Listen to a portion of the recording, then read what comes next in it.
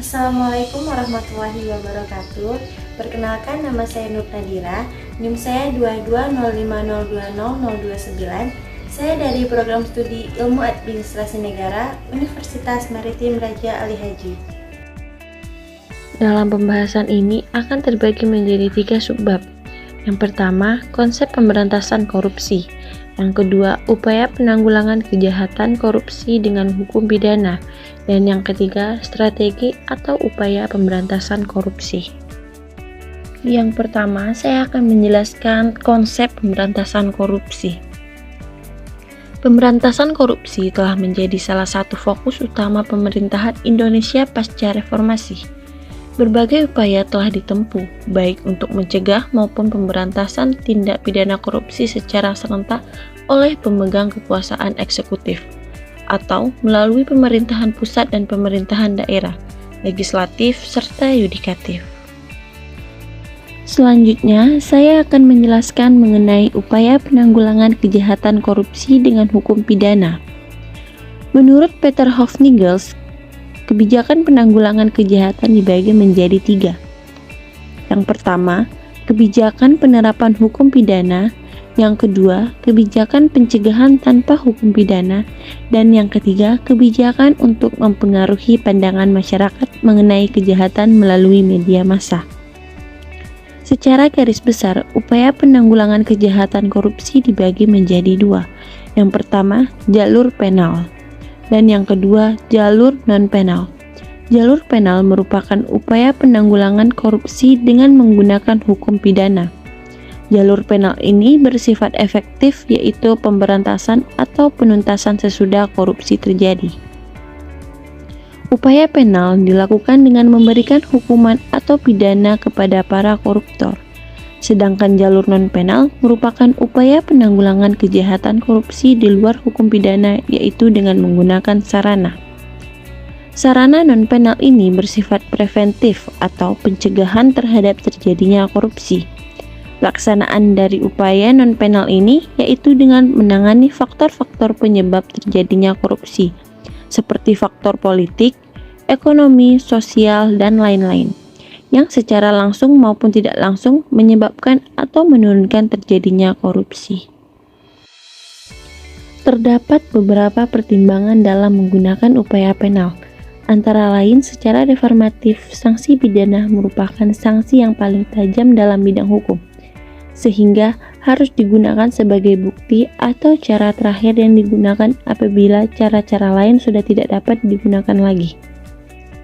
Selanjutnya, secara fungsional atau pragmatis, upaya penal membutuhkan biaya yang tinggi dalam operasional dan aplikasinya.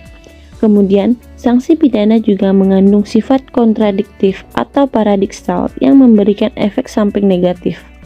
Hal ini dapat dilihat dari kondisi yang overload pada lembaga kemasyarakatan. Hukum pidana hanya merupakan bagian kecil dari sarana kelompok sosial lainnya yang tidak mungkin dapat mengatasi korupsi sebagai masalah kemanusiaan dan kemasyarakatan yang sangat kompleks. Selain itu, sistem pemindanaan tidak bersifat struktural, serta efektivitasnya mesti bergantung pada banyak faktor. Apakah upaya penal efektif memberantas korupsi? Para pelaku korupsi memang harus dihukum atau dipidanakan. Namun, berbagai upaya lain juga harus dikembangkan untuk mengatasi korupsi.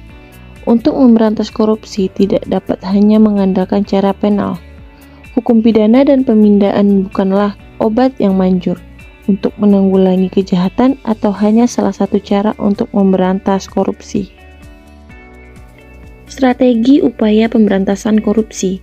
Yang pertama, yaitu pembentukan lembaga anti korupsi. Adapun pembentukan lembaga anti korupsi ini terbagi menjadi 6 poin. Yang pertama, yaitu membentuk lembaga independen khusus korupsi. Di Indonesia sendiri, lembaga ini sudah dibentuk, yaitu ada KPK atau Komisi Pemberantasan Korupsi. Yang kedua, yaitu memperbaiki kinerja lembaga peradilan. Pengadilan sebagai jantung dalam penegasan hukum haruslah bersifat imparsial, yaitu tidak memihak, jujur, dan adil. Yang ketiga, yaitu meningkatkan kinerja lembaga-lembaga audit.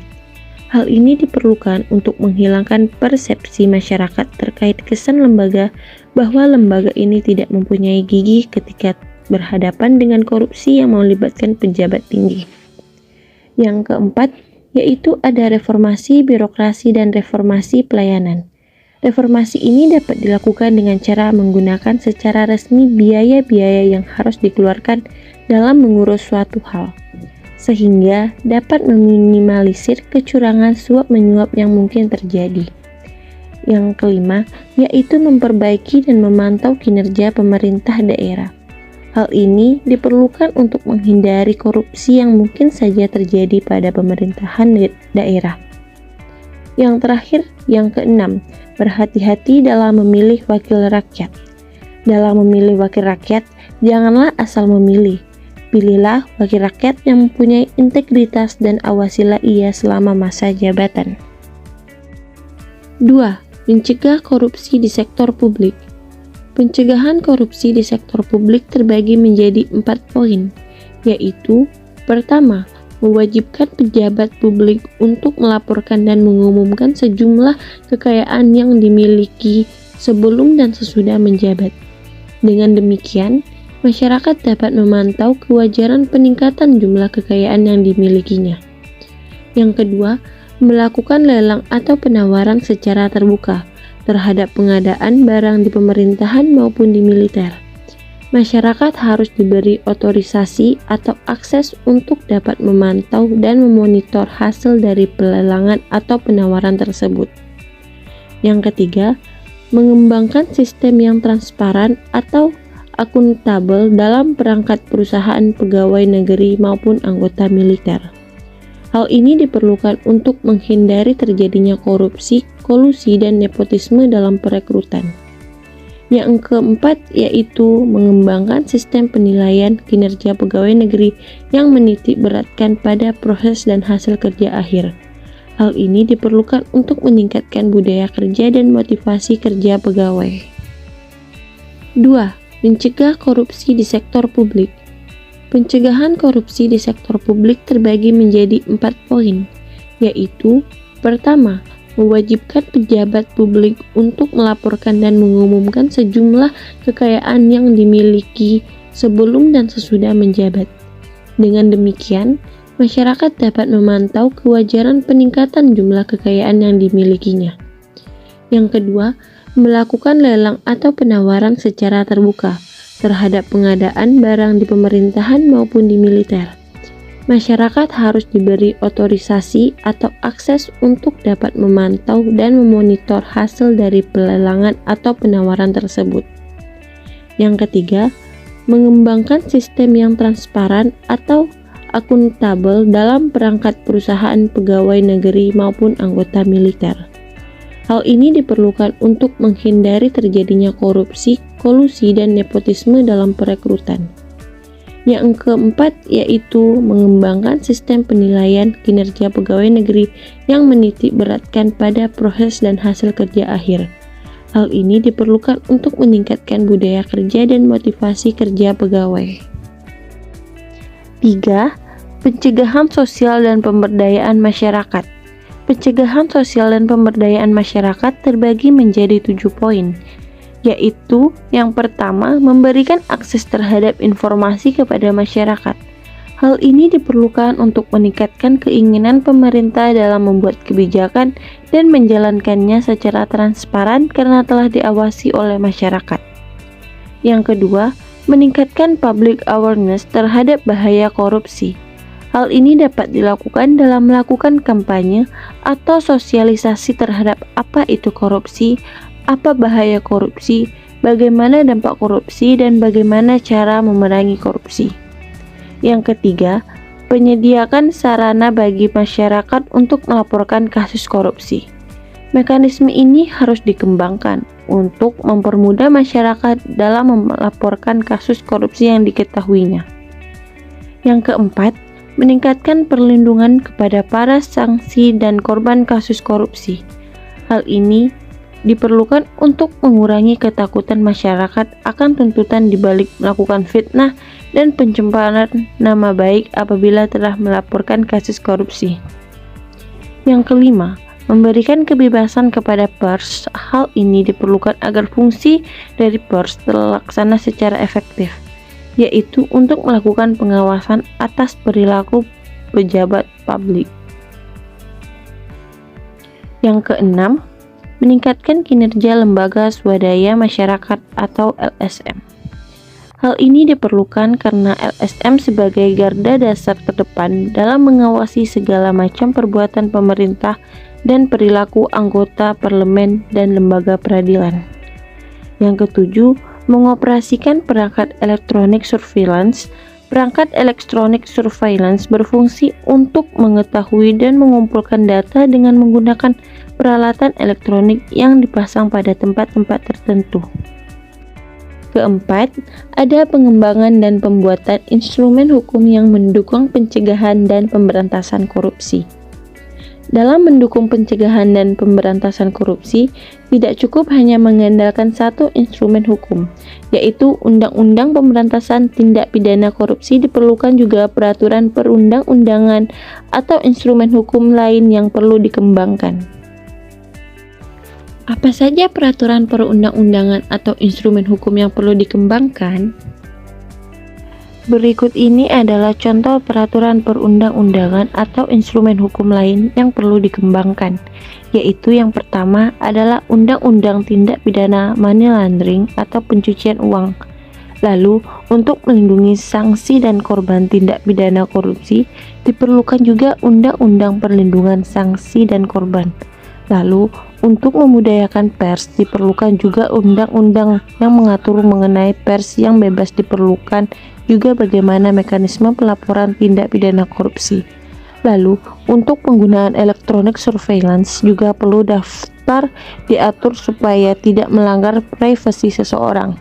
Hak warga negara untuk secara bebas menyatakan pendapatnya harus pula diatur. Lalu, untuk mendukung pemerintahan yang bersih, perlu instrumen kode etik yang dibutuhkan semua pejabat publik, baik pejabat eksekutif, legislatif, maupun syarat standar bagi aparat lembaga peradilan, seperti kepolisian, kejaksaan, dan pengadilan. Dalam rangka untuk mensukseskan pemberantasan korupsi, diperlukan juga melakukan monitoring dan evaluasi. Dengan melakukan monitoring dan evaluasi, dapat mengetahui capaian dan strategi atau program yang telah dilaksanakan. Hal lain yang perlu dilakukan dalam memberantas korupsi adalah melakukan kerjasama internasional. Kerjasama baik dengan negara lain maupun dengan internasional NGOs. Sebagai contoh kerjasama internasional, ialah transparansi internasional, misalnya membuat program nasional integrity system. Lalu ada OECD membuat program The Ethics. Infrastruktur, The World Bank membuat program A Framework for Integrity. ICW atau Indonesia Corruption Watch memaparkan pemetaan kasus korupsi berdasarkan sektor pada tahun 2021, di mana kasus korupsi paling baik terjadi pada sektor anggaran desa, kemudian disusun oleh sektor kedudukan, kesehatan, transportasi, dan pertanahan. Pada tahun 2021, lembaga yang paling korup adalah pemerintahan desa. Referensi Internasional Indonesia setelah mengeluarkan indeks persepsi korupsi untuk tahun 2021 pada Selasa 25 Januari. Pada unit tersebut, posisi Indonesia berada di peringkat 96 menjadi 180 negara dengan memperoleh skor 38. Meskipun mengalami peningkatan 1 poin dari tahun 2020, skor yang diperoleh Indonesia masih di bawah rata-rata. Pada peringatan Hari Anti Korupsi Sedunia, tanggal 9 Desember 2021 lalu, Presiden Joko Widodo mengatakan bahwa korupsi mempunyai dampak luar biasa. Oleh sebab itu, harus ditangani dengan cara-cara yang ekstra global. Pada peringatan Hari Bela Negara tanggal 19 Desember lalu, Ketua Komisi Pemberantasan Korupsi atau KPK, Firly Bahuri mengatakan bahwa KPK tengah fokus dengan konsep Trisula dalam pemberantasan korupsi di Indonesia. Konsep Trisula pemberantasan korupsi terdiri dari pertama, pendidikan dalam upaya membangun dan menanamkan nilai karakter budaya dan peradaban manusia Indonesia yang ada di korupsi. Kedua, mengedepankan upaya pencegahan dan monitoring, di mana KPK akan fokus pengelolaan regulasi yang berupa setelah korupsi. Dan yang terakhir, penindakan yang tidak sekedar hukuman badan, melainkan juga perampasan aset terhadap hasil korupsi demi pemulihan kerja negara. Konsep Trisula pemberantasan korupsi yang dikemukakan oleh KPK ini mendapat dukungan positif dari tokoh-tokoh yang lain, seperti Puan Maharani, Ketua DPR RI, yang baru-baru ini menyatakan bahwa PCB atau Pendidikan Politik Cerdas Berintegritas sebagai partai politik yang digagas oleh KPK sangat relevan dan sangat dibutuhkan, di mana PCB ini merupakan salah satu bentuk dari konsep Trisula pemberantasan korupsi. Semoga video presentasi ini dapat memberikan manfaat. Mari kita menahan diri dan menghindari untuk melakukan korupsi. Saya mohon maaf jika ada kesalahan kata. Saya akhiri. Wassalamualaikum warahmatullahi wabarakatuh.